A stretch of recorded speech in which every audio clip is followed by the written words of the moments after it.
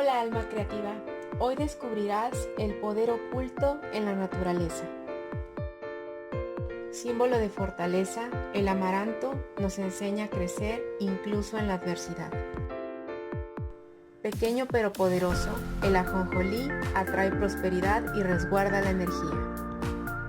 Con su esencia, el coco nos lleva a la claridad y armonía con nuestro ser interior. Fuente de vida, el polen despierta nuestra energía y potencial. Pimienta y naranja, fuerza y frescura en equilibrio, encendiendo pasión y vitalidad. Cada semilla es un mensaje. Descúbrelo en Natzarí Joyería Floral.